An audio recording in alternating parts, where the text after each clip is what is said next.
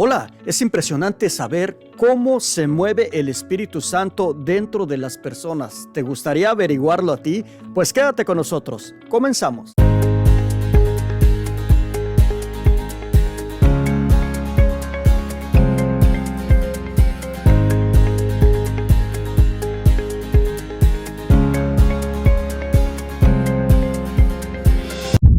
Qué bueno que continúas en este canal. Soy Arturo Medina y me da mucho gusto recibirte en este canal de testimonio. Mis queridos hermanos, Dios es grande y se mueve de mil maneras. Para ti, mi hermano, que el Señor ya hizo algo en tu vida, en tu corazón, ya se movió, ya te sanó esa partecita de tu corazón que estaba dañada y te restauró y te hizo nuevo. Es tiempo de que tú le des la gloria, de que tú lo alabes, como dando tu testimonio.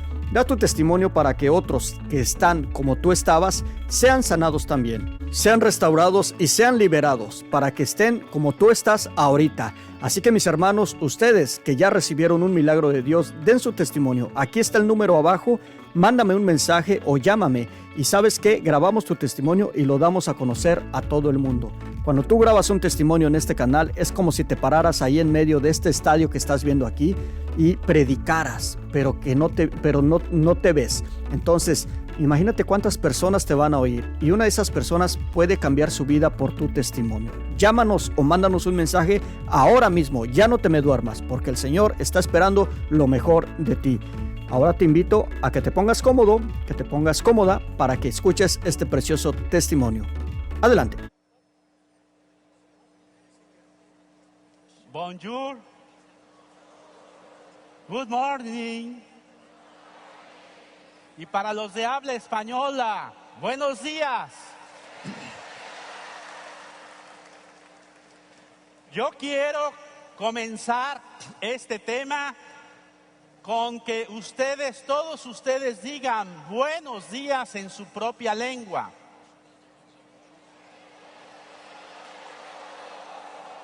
Pero ahora vamos a aumentar algo. Vamos a decir buenos días, Señor Jesús.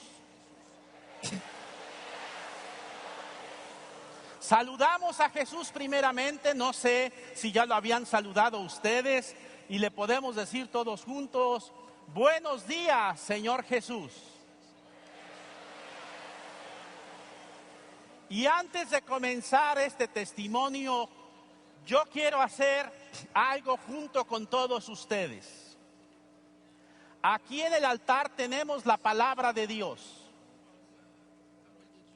Que antes de comenzar a escuchar esta palabra y yo antes de proclamarla, nos pongamos de pie para hacer una veneración a la palabra de Dios. E inclinar nuestra cabeza 3 segundos para aceptar la palabra, acoger la palabra, que esta palabra se haga carne en nosotros, como se hizo en el vientre virginal de María. Veneramos la palabra. Amén.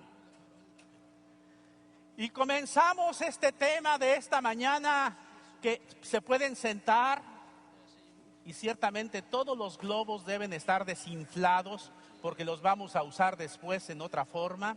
Gracias.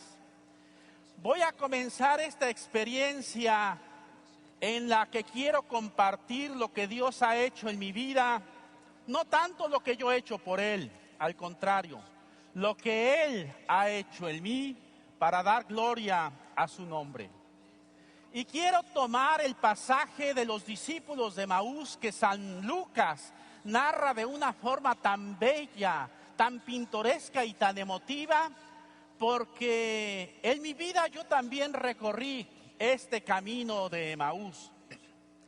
De estos 2 discípulos que regresaban a su pueblo tristes, frustrados, decepcionados, arrastrando los pies, mirando al suelo, volviendo a la rutina de siempre, frustrados de Dios, decepcionados de Jesús, decepcionados de ellos mismos, donde no tenía sentido ni su pasado ni su futuro. Así también pasó en mi vida. Yo pasé una etapa en la que me creía discípulo de Jesús, pero vivía en una forma, llamémosle, sin fuerza, sin entusiasmo. Mi vida cristiana era simple y sencillamente una tradición. Me acostumbré a las cosas de Dios y mi vida no tenía fuerza, no tenía entusiasmo. Lo puedo decir con un símbolo. Mi vida era así. Light. Mi vida cristiana no tenía calorías. Había estudiado, sí, filosofía, teología. También estudié la Biblia, pero 0 calorías. Todo lo tenía acá en la cabeza y no me bajaba al corazón. 0 calorías. Tuve la oportunidad de recibir estudios de maestros en México, en el extranjero, pero 0 calorías. Me acostumbré a las cosas de Dios y tenía 0 calorías. Caer en la rutina, caer en la costumbre es de las peores cosas que nos pueden suceder. La Boeing, que fabrica aviones, hizo un concurso de pilotos para ver cuál era el principal problema en los aviones. Unos decían que el terrorismo, otros que la gasolina, otros que la turbulencia en el cielo. Y el piloto que ganó el concurso fue el que dijo: el principal problema es acostumbrarse a volar, la rutina, caer en la costumbre. Y eso nos pasa también en las cosas de Dios. El peor problema es acostumbrarnos a las cosas santas, a las cosas buenas, caer en la rutina y volver, como los discípulos, volver otra vez a Emaús. Y cuando tratamos de transmitir a los demás lo que nosotros tenemos, ¿qué es lo que transmitimos? Yo voy a hablar de mí. Porque los discípulos de Emaús eran fantásticos, eran muy buenos, demasiado buenos, diría yo. Y Cleofás y su compañero, con el cual yo me identifico, porque es un nombre, no tiene nombre, es una figura anónima y me puedo identificar con él, le dieron una magnífica cátedra de cristología a Jesús. Qué interesante. Le enseñaron a Jesús quién es Jesús, lo que había hecho, lo que había dicho, cómo había muerto, pero Cleofás era testigo de la muerte de Jesús, pero solo reportero de su resurrección. Sabía vida y milagros de Jesús y lo vio morir en el patíbulo y podía describir lo que él había experimentado cuando lo vio morir y expirar en la cruz. Pero cuando hablaba de la resurrección no podía ser testigo, era simple reportero y transmitía lo que sus corresponsales le habían informado, lo que las mujeres decían que los ángeles habían dicho. Yo también fui así. Yo no tenía mucho que decir de la resurrección de Jesús. Yo no tenía una experiencia de Jesús resucitado. Y simplemente repetía lo que había estudiado, lo que había leído, lo que me habían enseñado mis maestros. Pero de la resurrección me lavaba las manos y yo decía: las mujeres dicen que dijeron los ángeles que había resucitado. Pero yo todavía no lo he encontrado. Y entonces, ¿qué transmitía? Lo que tenía en mi cabeza, la teoría fría con 0 calorías. Y lo voy a decir con otro ejemplo para que no se les olvide. Era como este steak congelado, que tiene exactamente las mismas propiedades que un steak en la parrilla, pero que ni yo lo podía comer, digerir, y por eso no lo podía dar a los demás tampoco. Está tan duro que ¿quién quiere un poco de steak? Durísimo. ¡Ay! Me dolió. Pensé que tenía la cabeza menos dura. ¿Cuántas veces lo que hacemos nosotros es darles a los demás cosas tan sólidas, tan ricas, pero que no nos entienden? El documento de Aparecida de los obispos latinoamericanos y del Caribe es muy valiente cuando dice que comunicamos muchas veces nuestro mensaje con un lenguaje, dice, incomprensible. Claro, si lo tengo congelado en la cabeza, si lo tengo congelado en el corazón y de la riqueza de mi corazón habla la boca, ¿qué voy a transmitir? Eso mismo que está frío. Pero Dios tuvo misericordia de mí. Y voy a contar brevemente cuál fue el proceso de la obra de Dios. Primero, me hizo tomar conciencia de mi pecado. Mi pecado es el pecado de los buenos, de la gente buena. Por lo menos yo me creía bueno por no tener pecados escandalosos. Pero los pecados de la gente buena a veces son peores. Y el primer pecado de la gente buena es, como ya lo dije, acostumbrarse a las cosas de Dios. Acostumbrarse al tocar al verbo de vida. Acostumbrarme a tener la palabra de Dios en mis manos. Acostumbrarme a la oración. Acostumbrarme a los misterios de la fe y caer en una rutina e irme enfriando. Y hacer natural lo que tendría que ser extraordinario en mi vida. Eso fue lo primero. Segundo, como Cleofás, yo le quería enseñar las cosas a Jesús.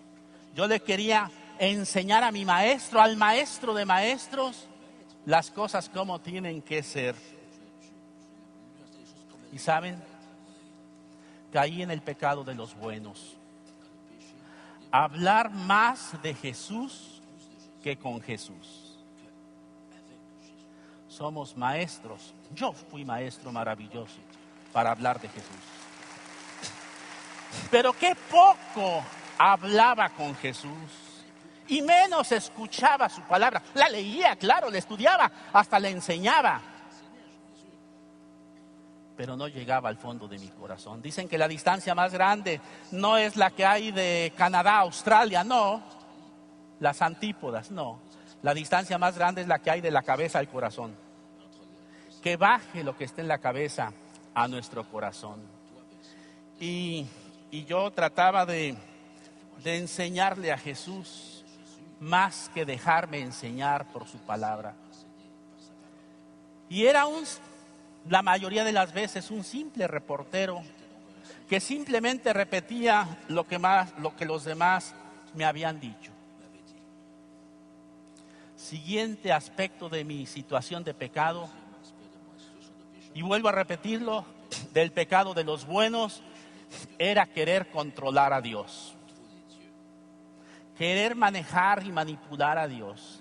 Que Dios haga lo que yo quiero. Que Él firme los planes que yo hago. Que Él me ayude en lo que yo creo que es bueno.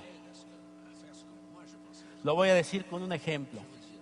El viento huracanado de Pentecostés, ese viento impetuoso, ese ruaj de Dios que invadió a los 120 que estaban en el aposento alto, y hubo un viento que los arrastraba. Controlarlo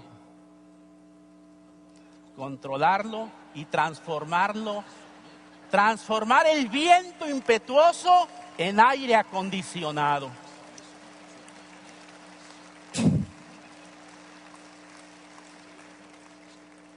Transformar el viento de huracán en aire acondicionado.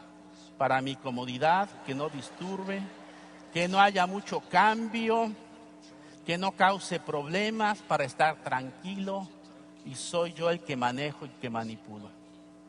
Gracias a Dios, Dios es Dios y no se deja manipular. Pero la intención, la motivación interna era esa. Soy yo el que controlo, soy yo el que decido. Y soy bueno además. El pecado de los buenos. claro, Dios comenzó a hacer su obra y no se dejó manejar. Aunque yo trataba. Y un día estoy seguro, porque creo que lo hice con autenticidad, pero también con sagacidad. Un día le dije, está bien, Señor, maneja tú mi carro. Dirige tú el carro de mi vida. Te entrego las llaves, Señor. Te entrego el volante. Siéntate, Señor, en el lugar para dirigir mi carro. Ten el volante, Señor. Yo me siento del otro lado. Tú dirige. Pero ¿saben qué hice? El pecado de los buenos. Señor, tú llevas el volante, pero yo llevo el mapa. Y yo te digo,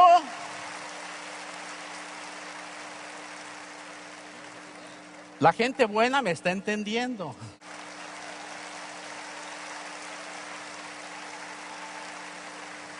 Y espero que esa risa sea risa nerviosa. Otra vez risa nerviosa. Porque cuántas veces, sí, Señor, tú llevas el control de mi vida. Sí, Señor, tú diriges. Sí, Señor, pero yo llevo el mapa. Yo te digo a la derecha, a la izquierda, detente, adelante, acelera. Soy yo el que llevo el mapa. Pero otra vez, bendito sea su nombre, Dios es Dios. Y no se deja manipular por nadie. Bendito sea su nombre. Y entonces tuvo misericordia de mí y comenzó el mismo proceso de los discípulos de Emaús. En primer lugar, hizo arder mi corazón con el fuego de la palabra. Allí fue el inicio.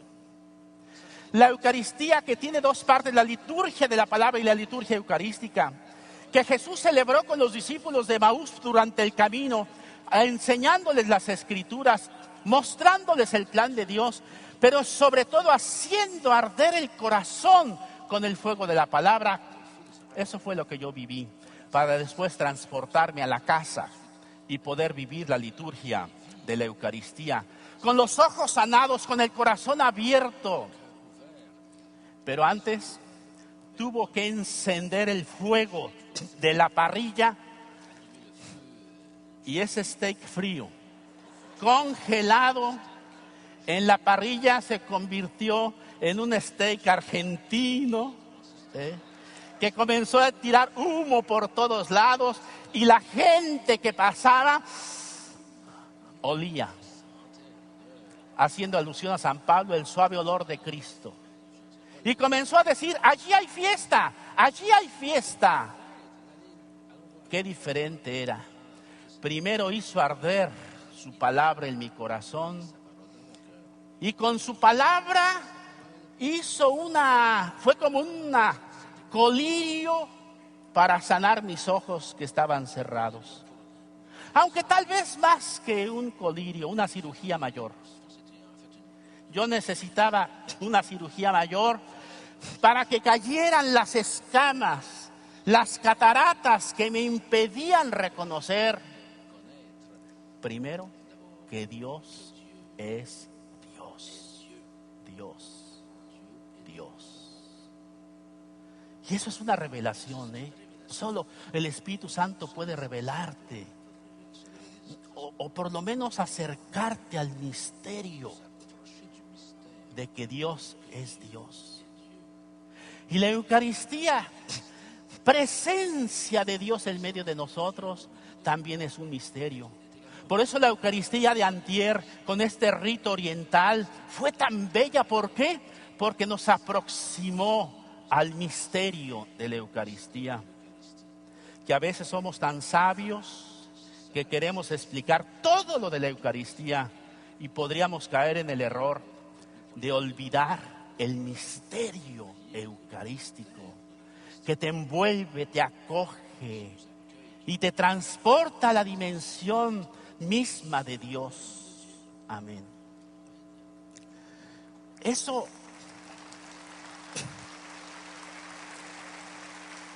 segundo aspecto de mi conversión, que Dios actuó en mí, porque Él es el que toma la iniciativa. Por eso el profeta decía, conviérteme, Señor, y me convertiré. Como yo dije en un principio, yo era bueno, por lo menos me creía, como muchos de los que estamos aquí. Yo me creía bueno, entonces yo no necesitaba conversión. No. Yo era como el fariseo que decía, Señor, págame por todo lo que yo he hecho. Y le contaba todo lo que yo había hecho y decía, y transformaba al Dios dador en el Dios deudor. Pero Dios tuvo misericordia y operó en mí la transformación más grande, que no es la transformación de un pecador en justo. No. Es muy fácil que los pecadores se conviertan y es más fácil que se conviertan ellos a que se convierta la gente buena. Lo digo por experiencia. Mi conversión no fue de pecador a justo, fue mucho más radical. Fue de justo a hijo. Esa es la conversión más grande. De justo a hijo y si hijo, heredero. Comenzar a vivir como hijo que al impulso del Espíritu Santo puede decir Abba, papá, papi, papito. Y tener la experiencia de la paternidad amorosa e incondicional de Dios. Que no es mi juez, que no es mi jefe, es el Señor, sí, yo lo sé. Pero sobre todo es mi papá, es mi papi. Y eso solo es revelación del Espíritu que en nuestros corazones grita Abba, papá, papi. Segundo o tercero, ya perdí la cuenta, la transformación de maestro de la palabra, porque daba clases yo de Biblia. Yo daba cursos de Biblia, incluso en lo que hoy es la Universidad Pontificia de México, yo di cursos de lenguas bíblicas. Y di cursos en otros institutos y en Roma fui a dar algunos cursos también. Era maestro. Lo digo con vergüenza. Era maestro de la palabra en vez de discípulo de la palabra. En vez de siervo de la palabra.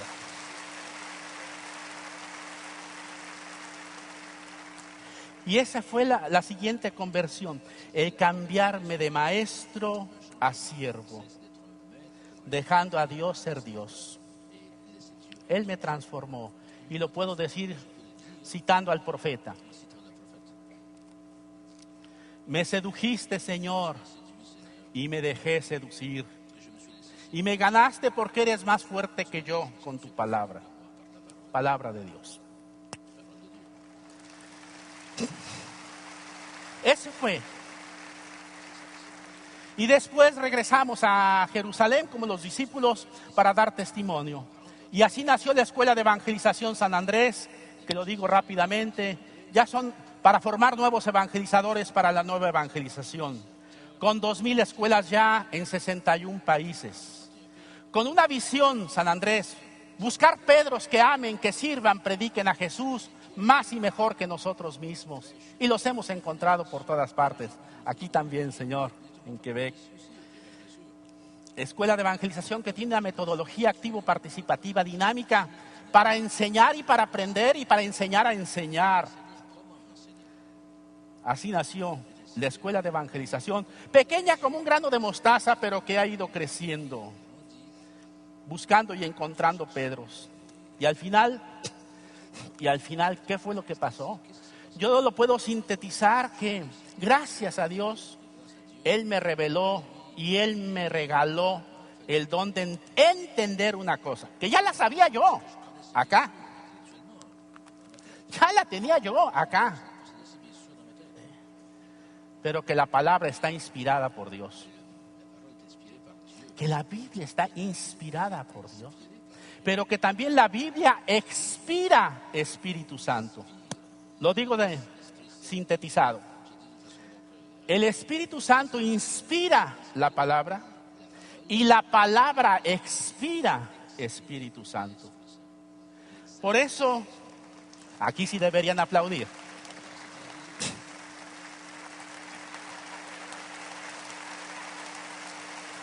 Voy a tomar el ejemplo con este globo, que podríamos decir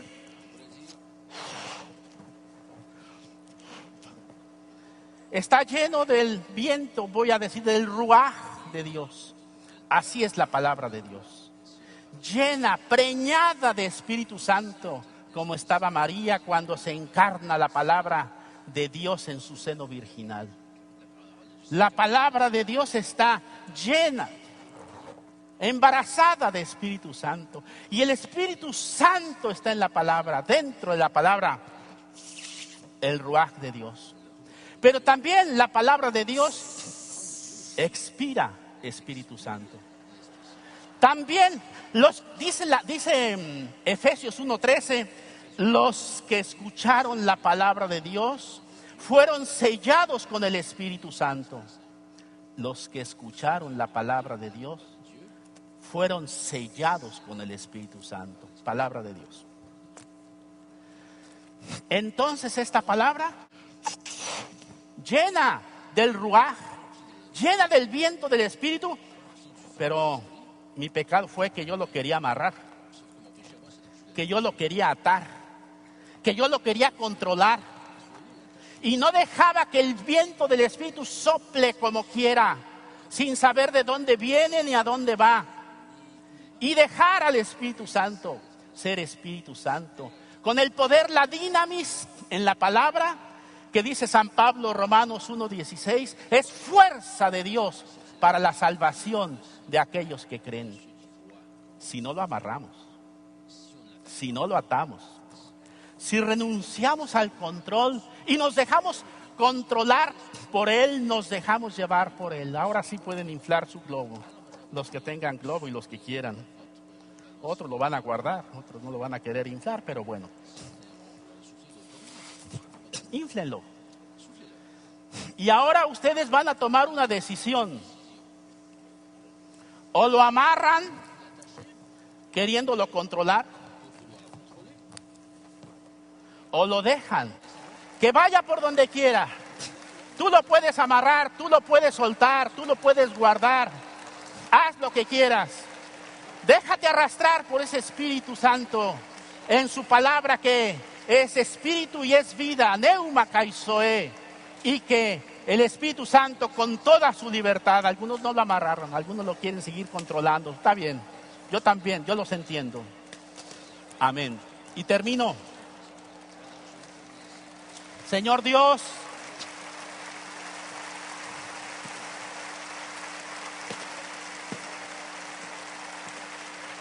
encomiendo esta asamblea a tu palabra, Señor. Como Pablo a los líderes de Éfeso los encomendó a tu palabra, los encomienda. Cuídalo, Señor. Cuida al Santo Padre, cuida a mis obispos, cuida a la iglesia, protégela, Señor. A todos nosotros en este congreso estamos bajo la palabra de Dios.